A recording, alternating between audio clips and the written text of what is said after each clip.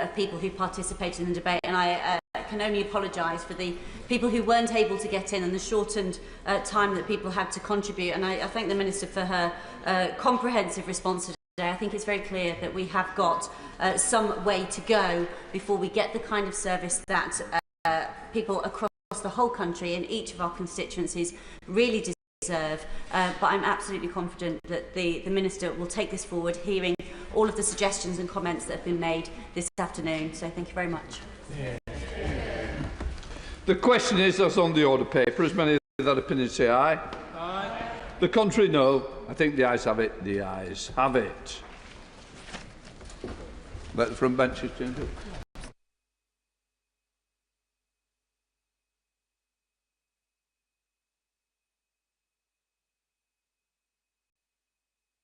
We now come to the statement. Secretary of State for Defence, John Healey. Yeah.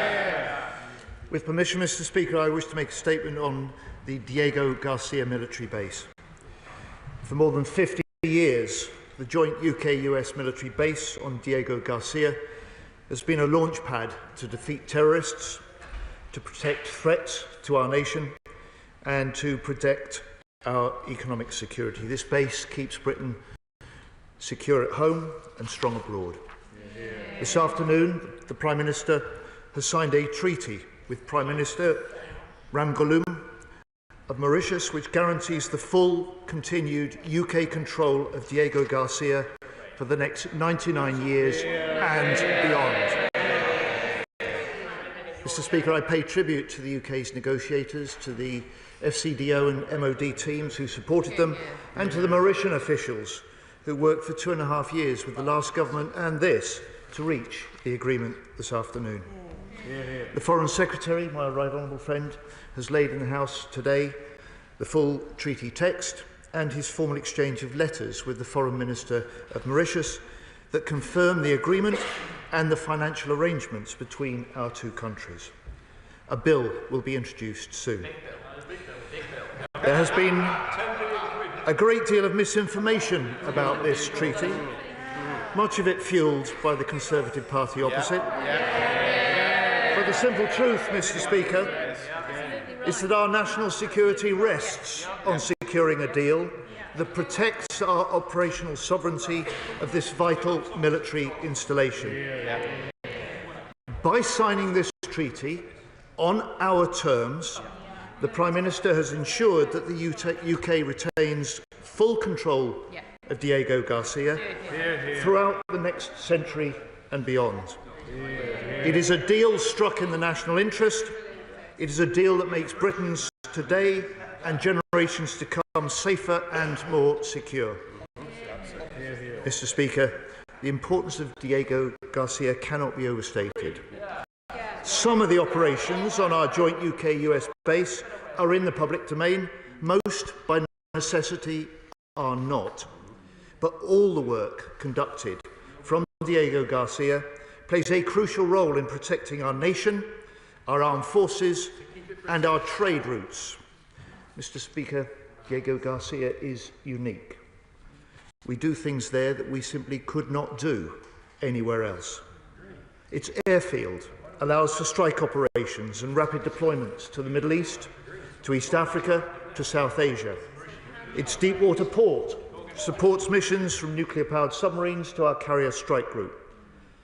It hosts surveillance stations which disrupt terrorist attacks, protect satellites and provide global intelligence capabilities.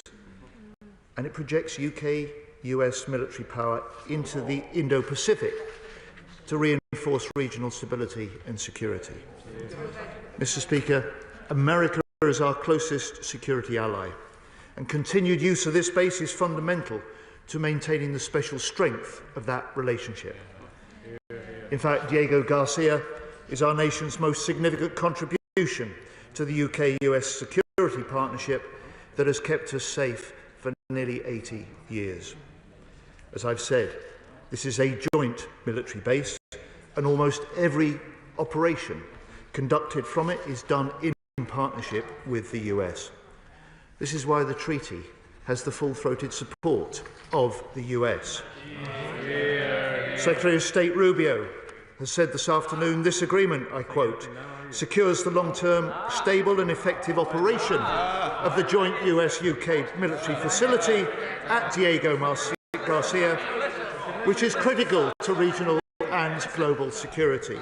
President Trump himself has described this as very long-term and very strong.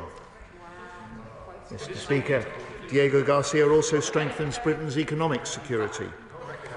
Over one-third of the world's bulk cargo traffic, two-thirds of global oil shipments are transported through the Indian Ocean.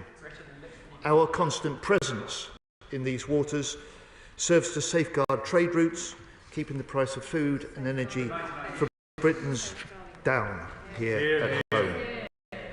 Diego Garcia is also the permanent location of critical comprehensive nuclear test ban treaty monitoring equipment, a network that watches every moment of every day for evidence of nuclear testing to hold nuclear and would-be nuclear powers to account. Diego Garcia is one of just 4 locations in the world to operate ground station antennae for the global positioning system, which everyone from astronauts to motorists to our military rely on to navigate. Mr. Speaker, quite simply, the loss of Diego Garcia military base would now be unthinkable. And yet without action, without this deal, within weeks we could face losing legal rulings, and within just a few years the base would become inoperable. Some have suggested simply ignoring international legal decisions, but this is not just about international law. This is about the direct impact of law on our ability to control and operate this base. Rulings against us would mean that we could not prevent hostile nations setting up installations around Diego Garcia on the outer islands or carrying out joint exercises near the base. No deal means we could not guarantee the safe berth of our subs, patrol the waters around the base, control the airspace directly above, or protect the integrity of the communications systems. Such developments would deeply damage the security interests of the UK and of our allies. It would be a dereliction of the first duty of government. Agreeing this treaty now on our terms means that the UK retains full control over Diego Garcia now and for the next century. We've laid before the House the full treaty and the associated costings. The Conservative front bench will see how we have toughened the terms of the deal they were doing. So it does now guarantee the UK's national interest and national security. At a cost of less than 0.2% of the annual defence budget, we've secured unrestricted access to and use of the base, as well as control over movement of all persons and all goods on the base, and control over all communication and electronic systems.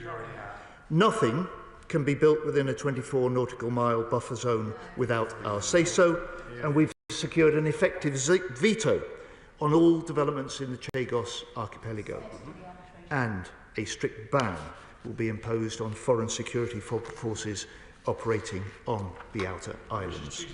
All provisions that were not there in the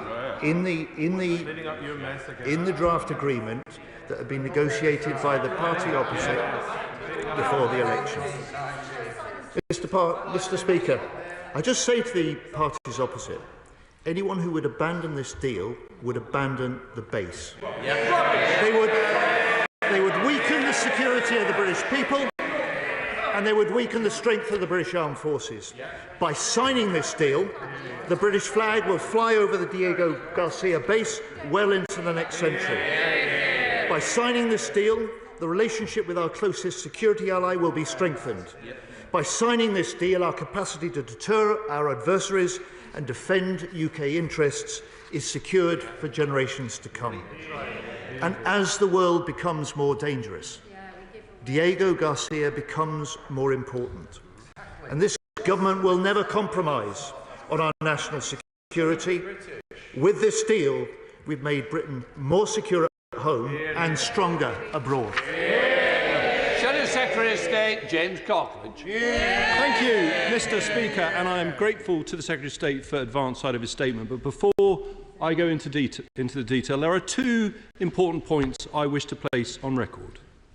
First, it was beneath contempt for the Prime Minister in his press conference to state that those who oppose this deal are on the side of Russia and China.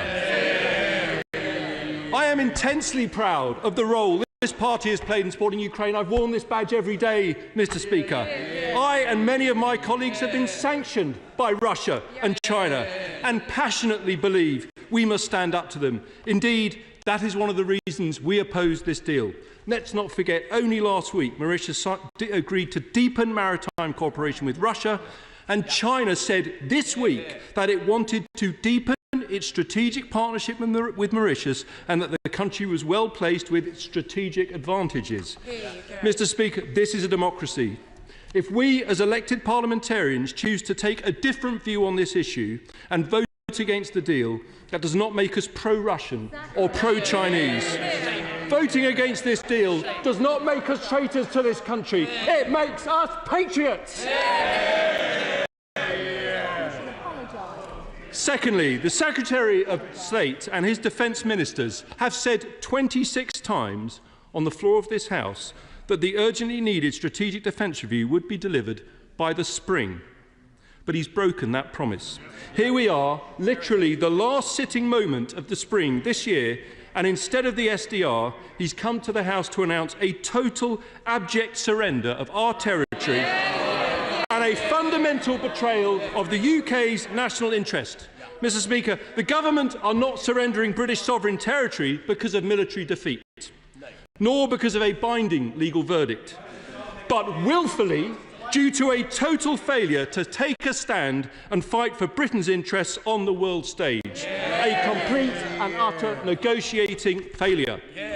Yes, it is true we held talks with the Mauritians in government, but we never signed a deal. Why? Because we fundamentally oppose the idea of spending billions on a surrender tax to lease back land that we currently own freehold. And it is billions. Can the Secretary of State confirm that this deal will cost £1 billion over the next 5 years?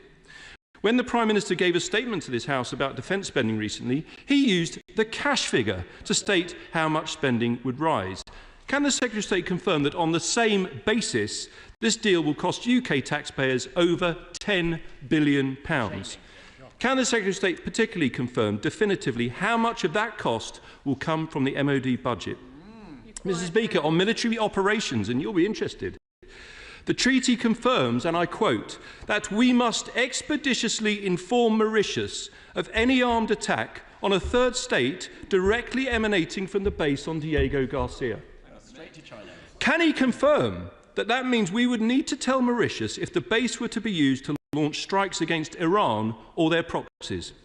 What guarantees has he received that Mauritius would not tell potential adversaries? You're quiet now. As we all know, the key issue is that the government fears a binding legal judgment.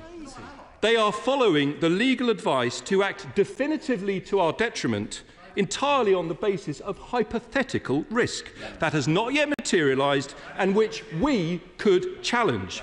And this is part of a pattern, Mr. Speaker.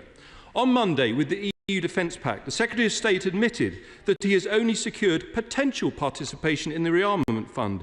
But despite no guarantee of hard cash for defence, the government have already given up our sovereign fishing grounds for over a decade. Yesterday, the Secretary of State for Northern Ireland refused to explain why this government failed to appeal the legal decision which now threatens our veterans with a new era of lawfare for the crime of serving this nation and keeping us safe all those years ago.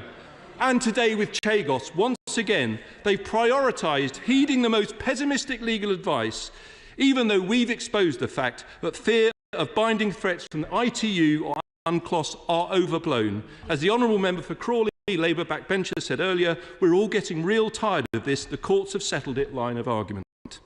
It's not so much a case of no surrender, Mr. Speaker, as yes surrender every single time.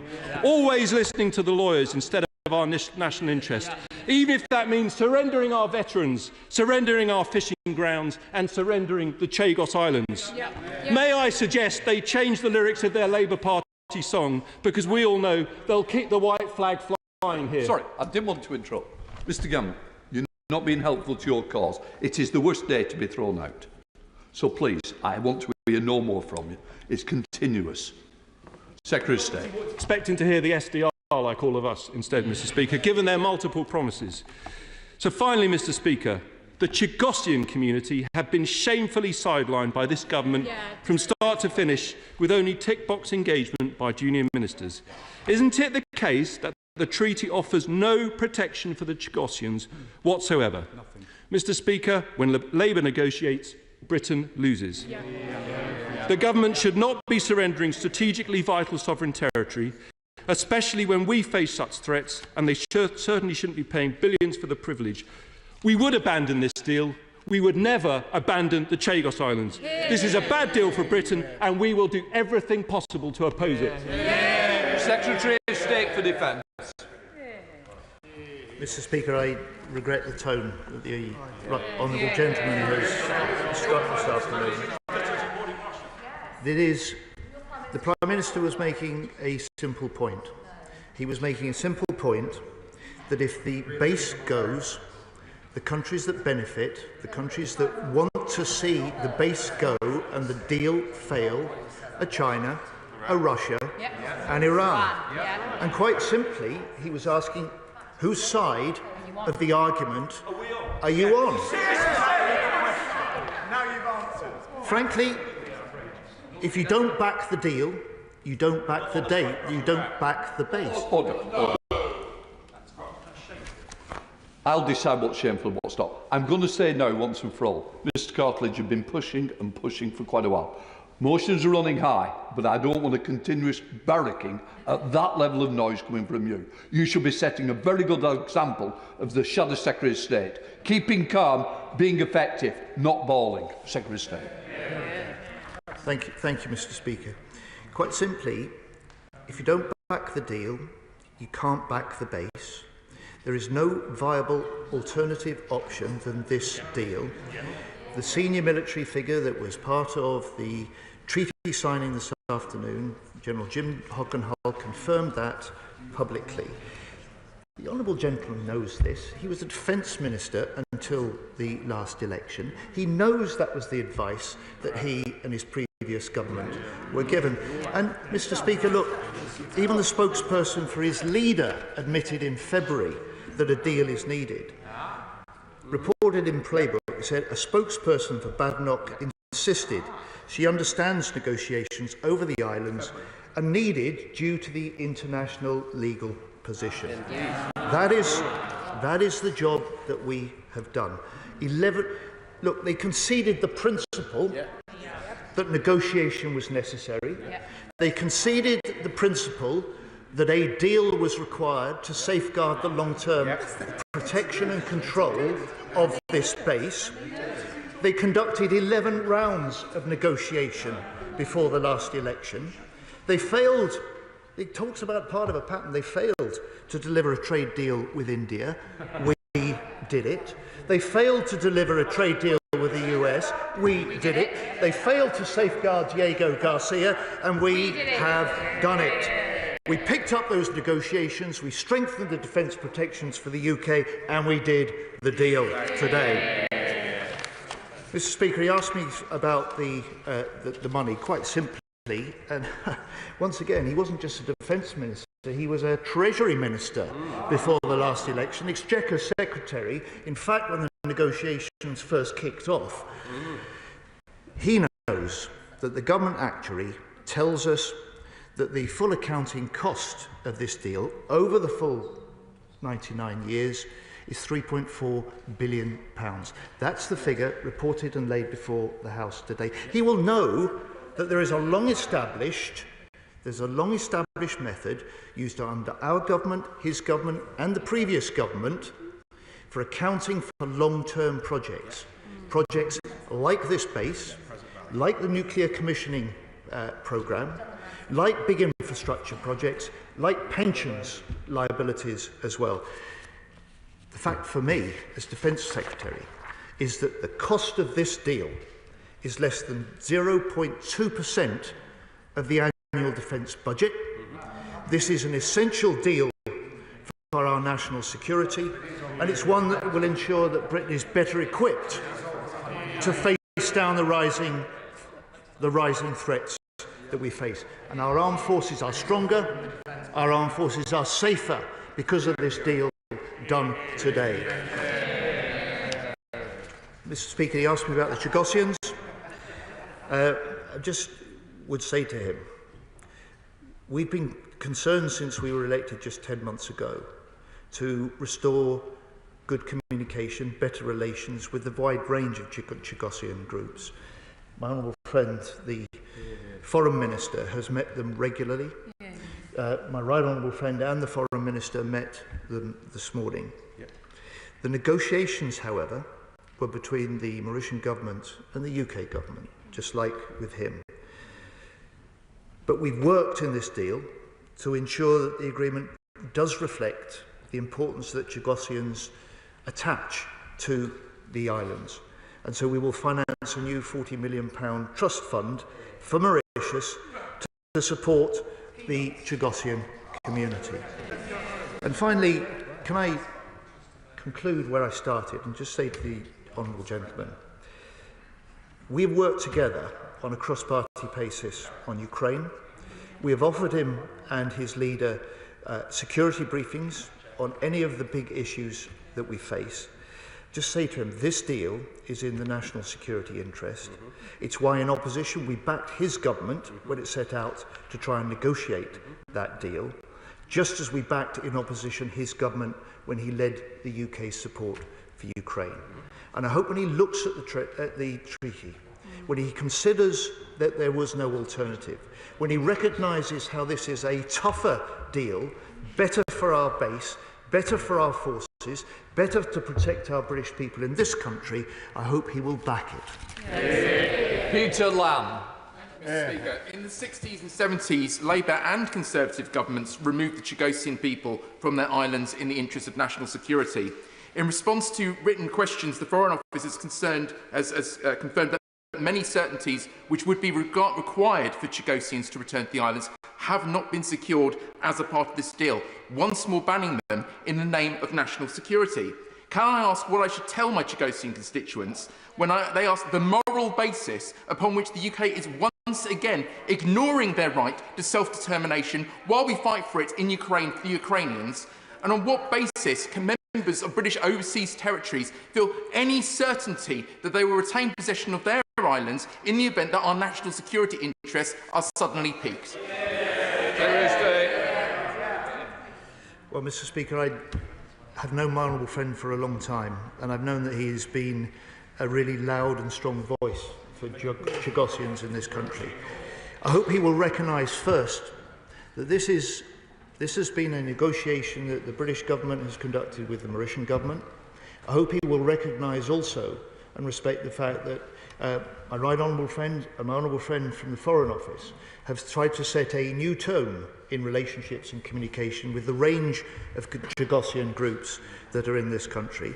And I hope he will also recognise that within that range of Chagosian groups are a range of Chagosian views, some of whom do support this deal, see the need for it, and I trust that he will be strong in his advocacy of the use of this trust fund and the programmes that we will help put in place to help the Chagosian people.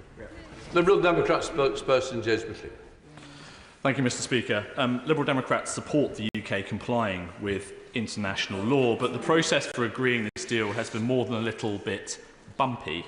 While the Conservatives have feigned anger bordering on hysteria at times, despite it being their Foreign Secretary who first signalled the UK's intention to secure an agreement, the government has failed consistently to provide any clarity on the progress of the deal. We don't need a running commentary country, we do need to know that public money is being used wisely, though. It was also clear that the government was prepared to give Donald Trump the ultimate veto on any agreement, without regard for the priorities of Chagosians themselves.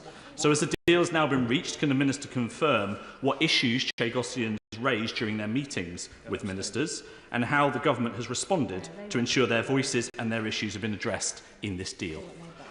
In attempting yesterday to humiliate South Africa's President Cyril Ramaphosa, President Trump proved once again his instincts as an unreliable and unpredictable bully.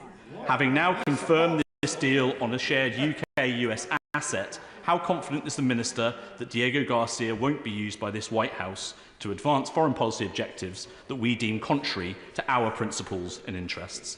Hard-working families around the country will rightly be questioning why the government is willing, reportedly, to negotiate such significant sums of payments to Mauritius at a time when PIP payments are being severely scaled back.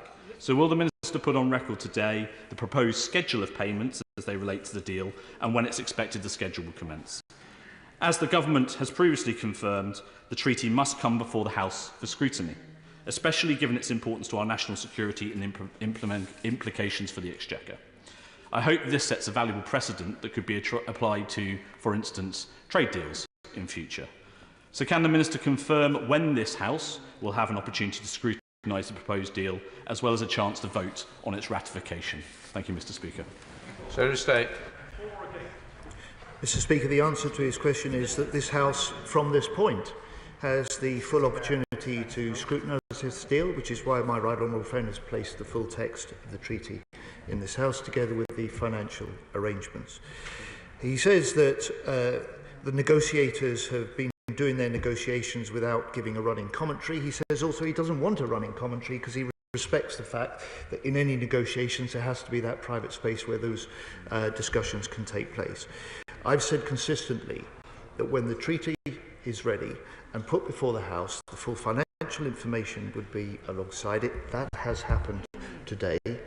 The scrutiny, the proper scrutiny of this House begins today, and when the bill is published soon, he'll be able to add that to it. On the question of the Chagosians, we will fund the £40 million so the Mauritians can set up a new trust fund for the Chagosian communities. And just to say on the US, look, this is a treaty that has been negotiated, that has been signed today between our Prime Minister and the Mauritian Prime Minister. It secures a vital defence and intelligence base for Britain. But as I said in my statement, almost everything that we do on this base is jointly with the US. So of course we've kept them informed, of course we've consulted them. At no point have they had a veto. This is our deal, it's our decision. I bring it to the House this afternoon because this is in the best national interest and our best security interest too. Sorry. What did you have to comment to say?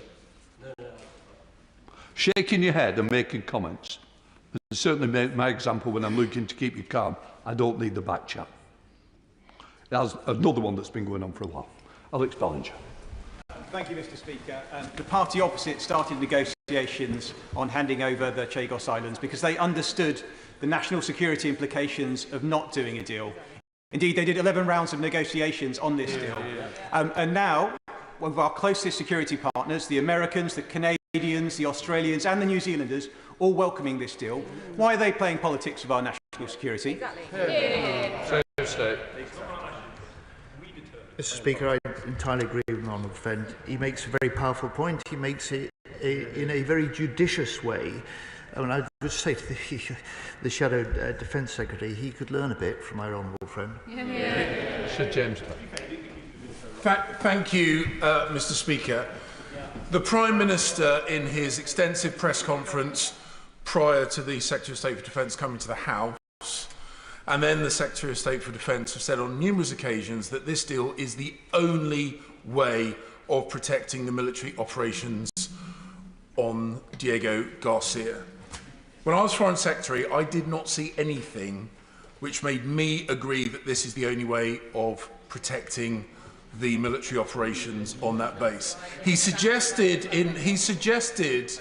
in his speech to the House that a judgment could come within weeks that would undermine the operations of the base. From which binding legal authority does he fear that jurisdiction may come? Because we know it's not the ITU, we know it's not the ICJ, so who would he believe would prevent us from military operations on that island?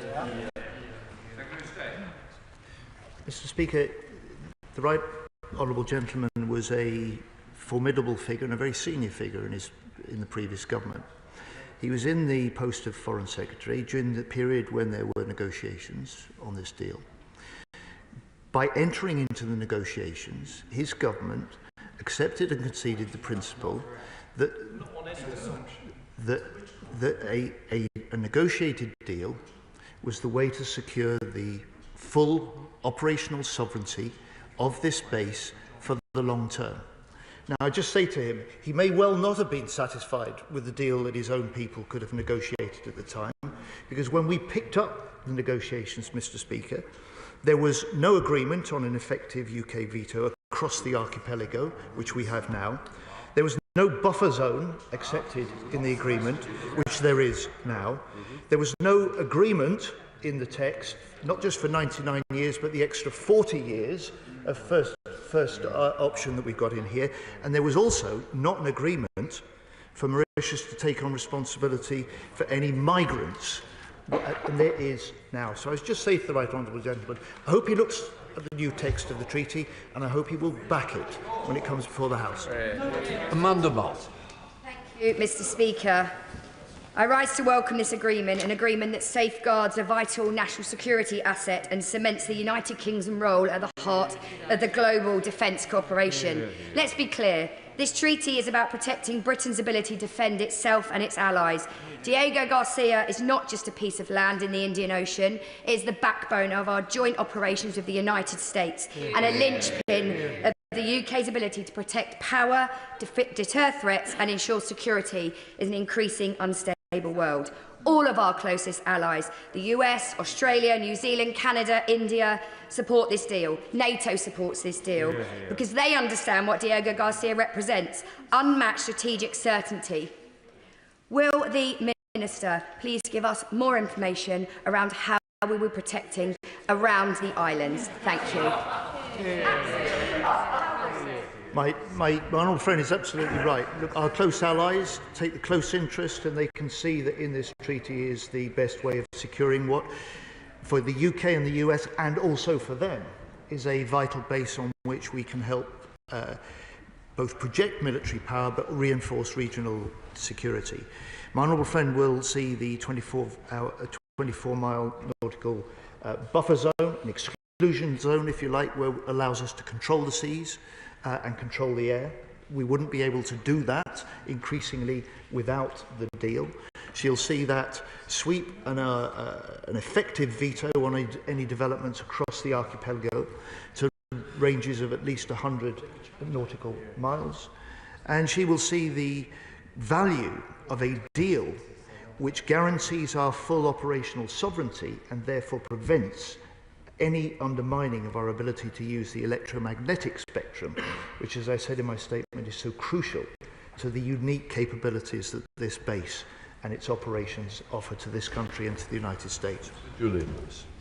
When a former Foreign Secretary asks a sitting Defense Secretary for a direct answer as to which court would be able to make a binding judgment against us on this matter, he's entitled to a direct answer. So will the Secretary of State now give that direct answer? Mr. Speaker, there's a range of international legal challenges and rulings against us. The most proximate, the most potentially serious is the Tribunal of the International Convention of the Sea. And the least. Thank you, Mr. Speaker. My right honourable friend has just set out how this deal, which is essential for our national security, will cost less than 0.25% of our national defence budget. So can he also confirm that this deal costs far less than other base deals, like France's with Djibouti, yet it offers vastly superior strategic scale and value. I can indeed, Mr. Speaker, my right honourable friend is right. For me as Defence Minister, this deal will cost less than 0.2% of the defence budget.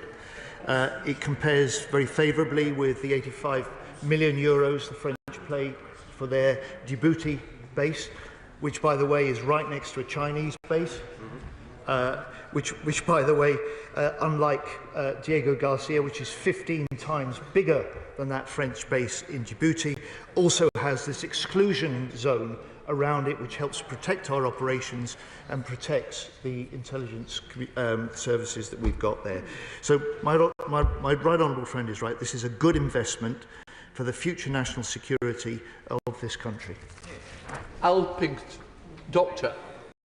Thank you, Mr. Speaker. This morning I was at the High Court to listen to the judgment, and I was with a very large group of Chagosians who told me that they feel betrayed, and they also feel that the United Kingdom is acting in exactly the same high-handed, colonial-like manner that led to their dislocation and displacement from the islands in the 1960s.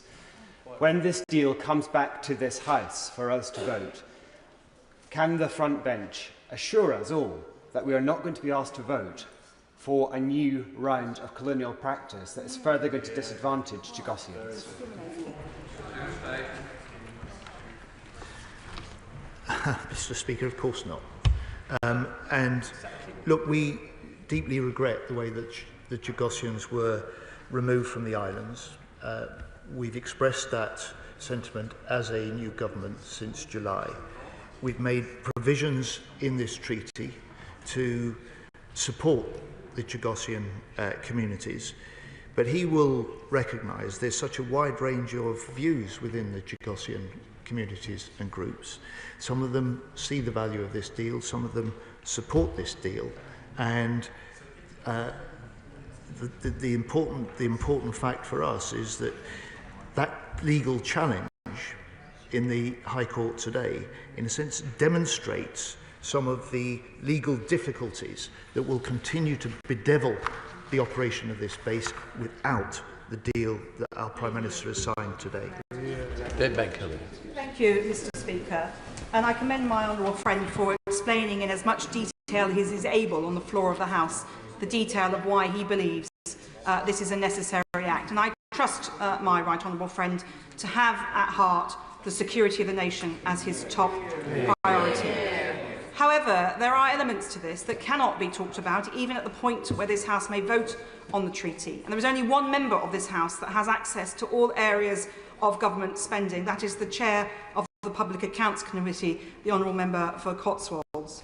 Does my right honourable friend agree that there are areas that do need deeper scrutiny, and will he support our plans that we've been having discussions about having a sensitive scrutiny committee that can examine issues, including this one? Well, my right honourable friend knows that I've had discussions with her and the right honourable gentleman for Cotswolds about this question of the capability of this House of Commons to be able to scrutinise and hold to account the government of whatever party in areas of necessarily highly secret and confidential activity. She knows that I have a different view about how to deal with that challenge, but dealing with that challenge we must. Dr. Andrew Morrison. I'm very grateful, Mr. Speaker. Thank you. The Minister has cited UNCLOS under pressure from my right honourable friends as the reason for this expensive cave-in. Well, I'm familiar with UNCLOS, and although I'm a layman and so is the Minister, could he explain in lay terms which parts of UNCLOS are responsible for what has happened? Because it isn't clear to me, and it won't be clear to my constituents and to his, who will be paying the bill for this. Mr. Speaker, the judgments of any international tribunal or court do not necessarily just apply to the UK. They are taken by other agencies, other organisations, other nations, and in particular, as my right honourable friend the Prime Minister spelt out this afternoon, if there is uncertainty or a finding against a binding finding against the UK about the sovereignty of Diego Garcia, then our ability to protect, in particular, and most immediately, the electromagnetic spectrum on which our sensors, our radars, our communications, our intelligence functions depend, is compromised. That's the security assessment, that's the military view.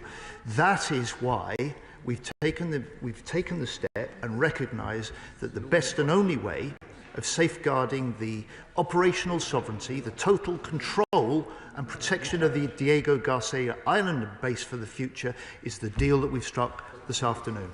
Josh Fenton. Thank you, Mr. Speaker.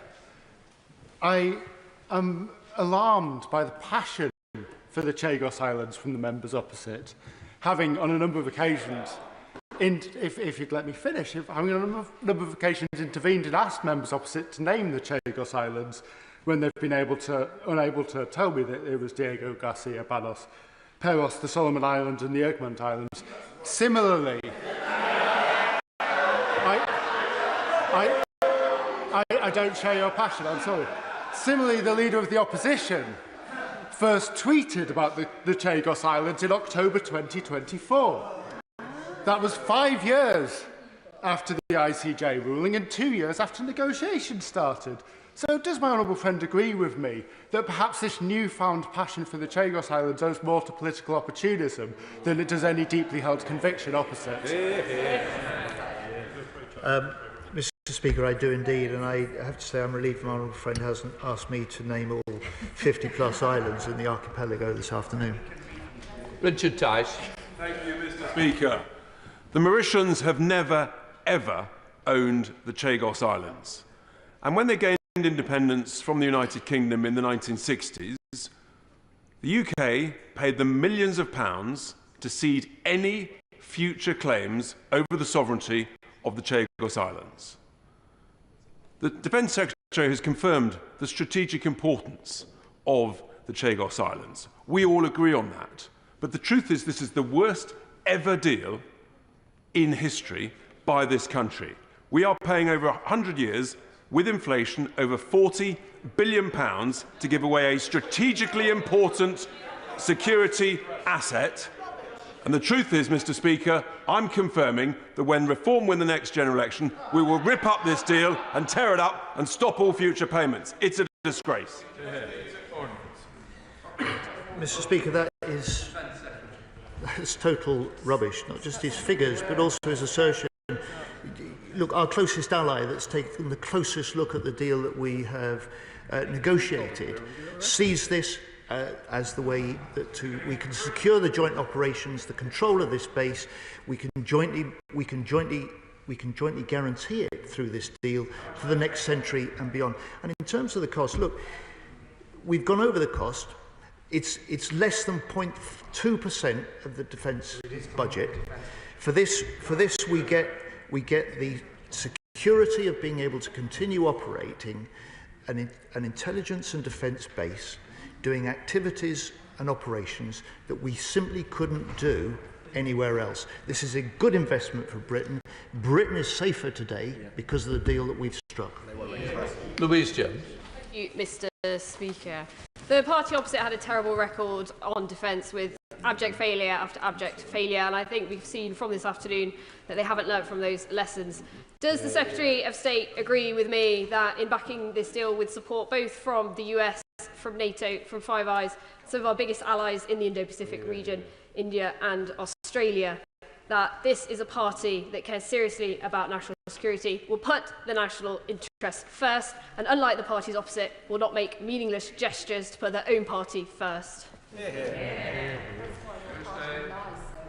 I will indeed, Mr. Speaker. Look, this is a base that has saved British lives for over 50 years. It's saved the lives of people at home in this country because it's been the launch pad against which we've defeated terrorist attacks. It's been the launch pad also for protecting and saving the lives of British forces when they've been deployed to war zones around the world. This is a deal that we've signed today that will mean we can continue to exercise the full control necessary to continue to do this for the next century to come. Thank you, Mr. Speaker. Can I, in all candour, suggest to the government that having now introduced this new element, the International Convention on the Law of the Sea, the UN Convention on the Law of the Sea, and its associated tribunal, I presume the International Tribunal on the Law of the Sea, as the decisive factor that might have created a binding ruling, that it really is incumbent upon the government to set out in a statement exactly how this would have affected the electromagnetic spectrum or our ability to use it in Diego. Oh, right, well, the Foreign Secretary might just calm down for a minute. I just want a proper explanation, because I make this forecast to cut personal independence payments, to cut winter fuel allowances, to pay for something that was already British sovereign territory, billions of pounds. How is he going to explain that on the doorstep to all their voters? And I promise you, we will make sure that they never hear the end of it. Well, the right honourable gentleman might just like to remember and make the comparison that the total cost over 99 years of the deal that we've struck to protect this space and the British control over it is less than the value of the PPE that was unusable and that was burnt because the government had bought it in the first year of the COVID pandemic. The US supports this deal. NATO supports this deal. India supports this deal. So does the Minister share my surprise that members opposite seem so intent on ignoring our allies? My honourable friend makes a very powerful point, very succinctly, and I hope this House has heard it, and I hope the other party opposite listens to it. Sir John Hayes. Thank you, Mr. Speaker. The right honourable gentleman knows the regard I have for him and indeed for the Foreign Secretary. He knows too of my interest and involvement in national security matters. There's no debate across this House about the salience of Diego Garcia. It's absolutely critical to our national interest. The debate is about the legal advice. So will he, in the interest of scrutiny, provide, where it doesn't compromise national security matters, all of the information and advice given to him and previous ministers on the subject of this legal advice? We suspect that that advice could have been challenged, and I suspect that many previous holders of his office and others would have received similar, if not the same legal advice, and resisted it. Mr. Speaker, the right honourable gentleman, this House will have plenty of opportunity to test and debate these issues, but he might start by asking those of his right honourable friends who were in government at the time that started negotiations, that judged at the time negotiations and a deal was necessary to safeguard the future of Diego Garcia and the full operational control of the base. Thank you, Mr. Speaker. I also like to commend the Secretary of State for his calm and measured approach in how we're approaching this very serious topic. Will the Minister expand on the safeguards of this deal, particularly the 24-mile nautical exclusion or buffer zone and the ban on foreign military presence, which guarantee full UK command of the base? And I'd like to remind some of my colleagues opposite that it's important to lead and not follow, and not to use sensible, measured language, not charged mistruths. Thank you. Mr. Speaker, so the provisions of the treaty, as my honourable friend will see from the full text,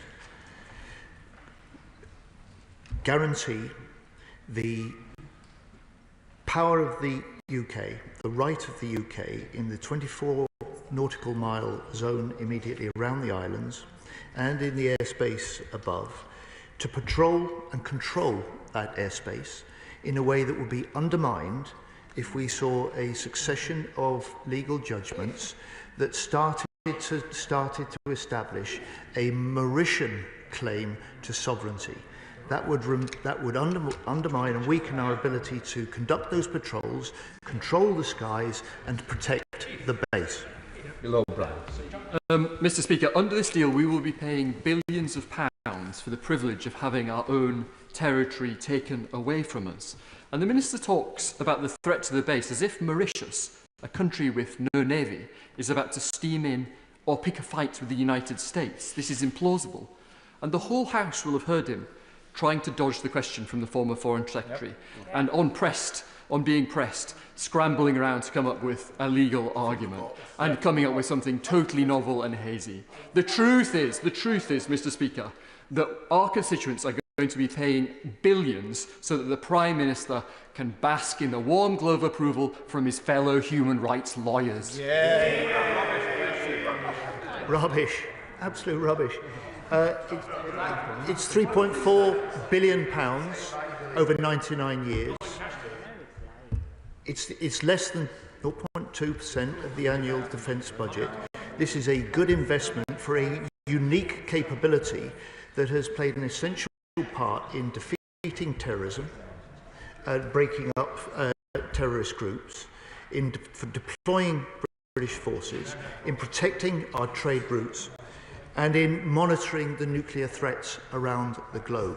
This is an essential base. We run it jointly with the US. The US is full square behind us, and I hope his party will also be the same. Jim Dixon. Thank you, Mr. Speaker. Can I thank the Secretary of State for setting out very clearly why this is the right thing to do for the UK. Could he perhaps share with us any threat assessments that he has, indicating that without guaranteed, and this is the key word, guaranteed access to Diego Garcia, China and other countries could attempt to expand their regional military presence, building installations close to the base? Of course, China wants to try and move in on the Chagos archipelago. Of course, it wants to try and set up operations or any activities that would allow it to interfere or to monitor what we do from this base. This deal helps protect the base. It helps prevent that happening. Jerome May. Thank you, Mr. Speaker. I mean it this time. So the Secretary of State claims the Secretary of State claims he has asserted from the dispatch box that it is a risk of an unclossed judgment that is requiring this capitulation of sovereignty. So can he answer this specific question? Is he aware of a single case that is live in UNCLOS at the moment that is against the United Kingdom? Mr. Speaker, within a few weeks, we expect rulings that will start to weaken our ability to control and maintain our full operational sovereignty over Diego Garcia. Within just a few years, we expect that to be at a point in which it compromises our ability to continue the operations that are so essential to protecting people at home here and also protecting our forces when they deploy around the world. Thank you, Mr. Speaker. National security decisions and debate should be led by fact and not political point scoring, as we've seen today, Mr. Speaker. Does the Minister agree that had the Conservative performed some sort of miracle and stayed in government at the next election, they too would have signed this deal and we would have supported that in the interest of national security? Mr. Speaker, I don't want to speak for that party opposite, but they clearly were trying to negotiate a deal. They'd had 11 rounds of negotiation. Any government elected in June would have been faced with the challenge of how to secure this base for the long term. It was clear that that was their direction. It was clear that they conceded that principle in government. I regret the fact that they are not consistent in pursuing that principle, recognising the way that we have strengthened the deal and done the deal that they were unable to secure. James McMillan. Thank you, Mr. Speaker. I'd like to advise the Minister that I'm concerned about the influence of foreign nations levied through the criminal courts. And if it's not too vague, I'd like to just read a very brief quote, which is, A society grows great when old men plant trees in whose shade they know they will never sit. Given this land was always going to be ours, and now it's only will be ours for 99 more years, in a century, who will benefit from that shade? Mr. Speaker, the British people and British forces will benefit from that shade. They will continue to benefit from that shade beyond the 99 years if we choose as a nation at that point to exercise our first refusal to extend this deal for another 40 years. That was a provision that was not in the deal that they negotiated. It's a provision that extends our ability to control this space for the long term for our national security. Thank you, Mr. Speaker, and I thank the Secretary of State for his statement. As the Prime Minister confirmed earlier today, the cost of this deal is slightly less than the average annual cost of just one aircraft carrier without the aircraft. Does the Secretary of State agree with me that this is a price well worth paying to ensure our country's safety and security? It is, Madam Deputy Speaker. Mr. Speaker, it is definitely a good investment for this country. It helps protect our security at home. It helps strengthen our forces abroad. It helps reinforce that very special security relationship that we have with our closest ally, the United States. Thank you, Mr. Speaker, and I hope the Defence Secretary is fully across the detail here. Annex 1, paragraph 3, subpara C, states that Mauritius and the United Kingdom shall jointly decide upon the management and use of the electromagnetic spectrum in the Chagos archipelago beyond Diego Garcia. Given Diego Garcia should be represented by Mauritius at the International Telecommunication Union, as per letter number 1 of the 22nd of May 2025, how will control and management of the electromagnetic spectrum be reflected as per Annex 1, paragraph 1, subpara B, clause 4? And given the threat posed by Chinese influence in the Indo-Pacific and the level of Chinese development finance investment in Mauritius, what assessment has the government made of future lack of cooperation from Mauritius on access to said electromagnetic spectrum? Mr. Speaker, I'm going to have a word with my right honourable friend, the Chief Whip, and just let him know that the honourable gentleman has made an early bid for committee membership. Regular pointer. Thank you, Mr. Speaker. Thank you, Mr. Speaker. Does the Secretary of State agree with me that it's telling that one of the many Tory Prime Ministers we had over the 14 years in government, the member for Richmond, said in 2023 that he wanted to conclude a deal soon?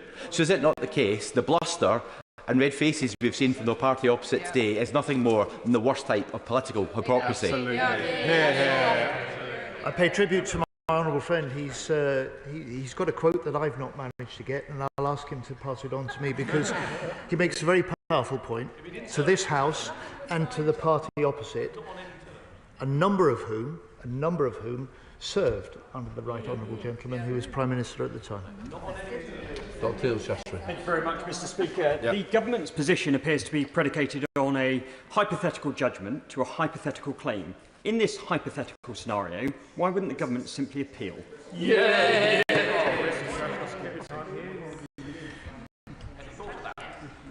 The operations that... Look, the jeopardy and the uncertainty over this base is putting at risk security operations that are essential to us and our allies. We are not prepared to take that risk with national security.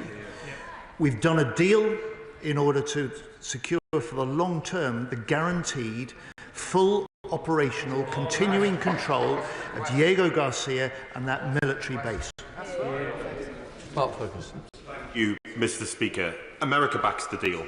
Canada backs the deal. Australia backs the deal. New Zealand backs the deal. Our relationship with the Five Eyes is our most crucial intelligence relationship. So does he agree with me that it will be a dereliction of duty to our country and to those 4 countries to have failed to do this deal? Well said, my honourable friend. And also I'd add India supports this deal. Those countries that are our staunchest allies are our strongest supporters on this deal. Those countries that are adversaries, that do us harm, that want themselves to be able to move in to this part of the world and the archipelago, don't want the base, don't want the deal. And there is a question. There is a question. Whose side of the argument are you on? Dr. Luke Evans. United Kingdom. Thank you, Mr. Speaker. And I respect the expertise for the Defense Secretary, so I hope he could help me here, because the ICJ said it was a non-binding treaty, non-binding decision. The International Tribunal Law of the Sea is the court he is worried about.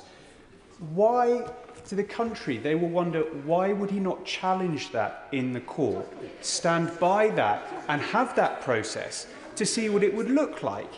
And if that is the case, he was worried he was going to lose, would he publish the documentation as to why he was given that advice, why he would lose, so that the country can understand why he's not making that challenge? Because if he failed that challenge, he could appeal as well. To the public, it does look like we are just giving into the deal without even using the courts that we could legally use ourselves. Well, Mr. Speaker, the Opposition Chief Whip's got a second volunteer for the committee stage of his legislation. Look, there's an accumulation of legal challenges. There's a serious risk of legal rulings. This is not just a matter of international law. It is the direct impact on the operations of this essential base to our national security. The risk this poses puts the future operation of the base in jeopardy, and no responsible government could stand by and simply say, we cannot act. No action is no option, and that is why we struck the deal and signed the treaty today. Right, that completes the statement. We now come to a petition. Petition, Caroline Bowden.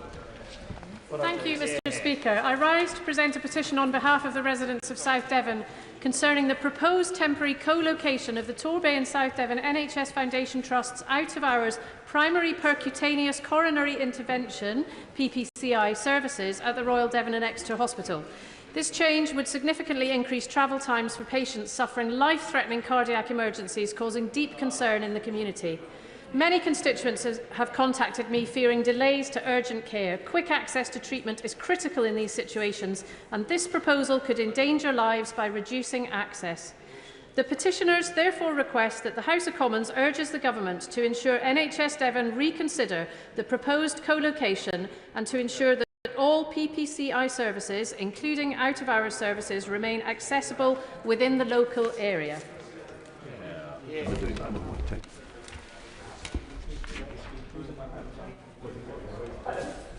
And the petitioners remain exceptional.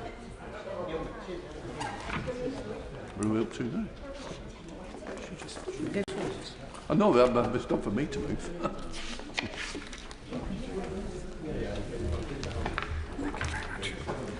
Petition, location of the Torbay and South Devon NHS out-of-hours primary percutaneous coronary intervention services. Okay. Enjoy the research. Thank you. Thank you. I beg to move that this House do now adjourn. The question is, this House do now adjourn. Marcus Campbell Savers. Thank you, Mr. Speaker. It is a pleasure and a privilege to secure the last adjournment debate before recess, especially on an issue that I know is of great importance to my constituents, Cumbria and the wider region. But I start with an apology to the Minister. Recess is starting, half our colleagues have already set off to their constituencies, and I've dragged her in for the graveyard shift. I'm sorry, but it's appreciated. We are rapidly approaching completion of the spending review, and having spent months communicating with officials in National Highways, and along with my honourable friend, the member for Bishop Auckland, with ministers in the Department for Transport and the Treasury, I really view this as my last chance to help get the project over the line. In preparation for what is my first adjournment debate, I noted the last time a politician with my surname spoke in a pre-recess adjournment debate 24 years ago, when the then Speaker, perhaps setting an unusual precedent, joined in the debate. I'm sure if Mr Speaker wanted to say some supportive words, my constituents in Penrith and Solway would be very pleased. Although I admit the extent to which Speaker Martin stuck to the topic of the debate in 2001 is debatable. The A66 Northern Transpennine project in the north of is the north of England's largest road project, and at a cost of £1.5 billion, it should come as no surprise to anyone that the new government is reviewing the business case. But I'll be setting out the importance of the project for my constituents and why the project, in my view, must go ahead. I know the Minister will not be pre-announcing from the dispatch box the outcome of the spending review, but I hope that the Minister will confirm that the A66 project is in the running and has not been shelved, as was claimed by a Conservative politician on BBC television last week. That politician oversaw and left a council on the brink of bankruptcy, and the irony of them now pontificating on the nation's finances is quite frankly bizarre. I take the financial position inherited from the last government very seriously, and I applaud the government's mission of securing sustained growth. The important thing for those of us in the rural north is that we see our fair share of this growth and the investment that enables it. The last decade has given us reasons to worry. The IPPR North produced figures showing that between 2010 and 2020, the North missed out on £86 billion in transport investment when compared to London. A lost decade that only leaves us weaker at a time when we need growth. Last year, the same think tank calculated that total public spending per person on transport projects in 23-24 was £1,321 per person in London, more than double the £615 per person spent on the North. So I welcome the government's renewed focus on the North and the recent announcements of higher investment in the north of England this year as part of Labour's plan for change. Indeed, the Prime Minister has indicated the government will be spending more than double the money per head on local transport in the north than in the south this year. But I can still remember the last government's integrated rail plan for the north that made not one mention of Cumbria.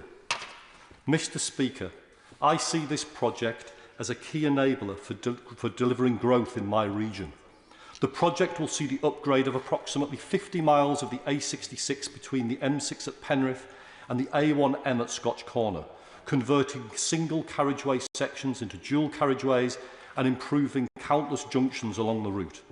I feel obliged to offer some expectation management to my constituents. Not 1 mile of the road will be dualled in the Penrith and Solway constituency. The major benefits for the residents of Penrith will be the upgrades to the M6 junction 40 and the Kempley roundabout. I can't count the number of times I've sat in traffic on those junctions alongside local residents fighting through the commercial and tourist traffic, just trying to go about their daily business. The tourists stuck just at the beginning or end of their holiday in the Lake District National Park or North Pennines. The HGVs anxiously thinking about their tachographs, or maybe they're thinking about dinner and getting home to their families, as I'm sure some of you are now.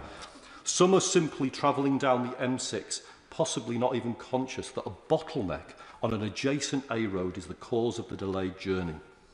The planned underpass just outside Penrith will separate the east-west A66 traffic from the north-south flow, which will reduce traffic volumes by 55% and provide major benefits for local people, including pedestrians and cyclists, improving access to Penrith itself and the facilities and businesses around the roundabout. It will reduce delays and queues at the M6 Junction 40 and will ensure a much better start to the holiday for visitors, whether they're travelling by car or taking advantage of the local active travel network. There'll be environmental benefits and economic benefits, and we would feel as if the government had prioritised the rural north, so often neglected by central government. This project will improve connections between Cumbria, North Yorkshire, the Tees Valley, Tyne and Wear and beyond. It is the most direct route between the central belt of Scotland and the eastern side of England. It connects cities like Glasgow and Edinburgh with Leeds, Sheffield and Norwich, if those journeys are made by road. Safety has been a huge concern along the route, and there have been a number of avoidable deaths over the last few years. The junctions of particular concern are in Richmond and Northallerton and the Westmoreland and Lonsdale constituencies, and I know the honourable members representing those areas have raised their concerns with ministers. But the wider route is regularly used by my constituents, and I'm acutely aware of the risks that stretches of this road present. Adjacent to the Kempley roundabout is the Cumbria Fire and Police headquarters, with operational elements at both. Currently in the summer, it can take 45 minutes for non-emergency vehicles to travel 100 metres. For our emergency services, this congestion presents a significant issue. And I know Dave Allen, Cumbria's Police, Fire and Crime Commissioner, fully supports the project to improve emergency vehicle access, but also to make the A66 safer. After my election in July, I met with National Highways to discuss the scheme, knowing that this government faced difficult choices. I wanted reassurance that the business case was up to date and would withstand scrutiny. The primary economic benefits come from travel time savings that will be realised by business users. The A66 is an important route for freight traffic, with HGVs comprising a quarter of the vehicles on the route. The fact that this is more than double the national average highlights the importance of the route for business. The regular closures on the existing route present significant disruption to business transactions, with many of my constituency businesses directly affected. During discussions with National Highways, it became apparent that existing Treasury Green Book guidance prevents a distinction being made in the economic case between general road users and business vehicles. This means the cost-benefit ratio does not distinguish between an individual making a social trip in a car and a HGV delivering vital components to a factory. For a road project so important to business, this is a disaster. I understand new guidance is on the way, but not in time for it to be used to appraise this project in this spending review. This limits the ability for the economic case to tell the true story, so efforts have been put in to reflect this within the strategic case. But this still leaves me uncomfortable that the true benefits of the scheme are not fully articulated. As frustrated as I am, Mr. Speaker, as it stands, the economic case still predicts hundreds of millions of pounds of benefits, primarily through cost efficiency and saving to business, and even additional tax revenue through employment. Mr. Speaker, the project is vital for Cumbria. It will reduce road traffic accidents and deaths on the single carriage section of the route. It will improve strategic regional and national connectivity, particularly for hauliers. Heavy goods vehicles, which account for a quarter of all traffic on the road, double the national average. It will reduce delays and queues during busy periods and improve the performance of key junctions such as the A66 A6 junction and the M6 junction 40. It might even occasionally stop me missing the train. I appeal to ministers, support this project. Thank you, Mr. Speaker. Right, let us come to Minister Greenwood, even though I've been tempted to say, let's hope it's another 22 years before we discuss this again with the Campbell Savers. Thank you, Mr. Speaker.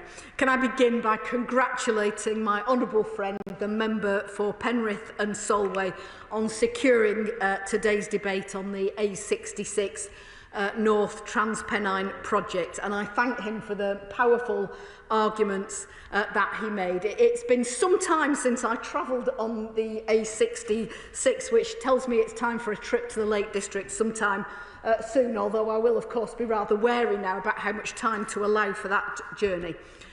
He has been an incredibly determined campaigner for this project, which runs through part of his constituency. As he acknowledged, we've already met to discuss the importance of the project to the region and indeed its wider national significance, and he's written to me to reiterate its value to business users, including freight, and highlighted the need to address safety concerns, which I take very seriously, as does the Secretary of State.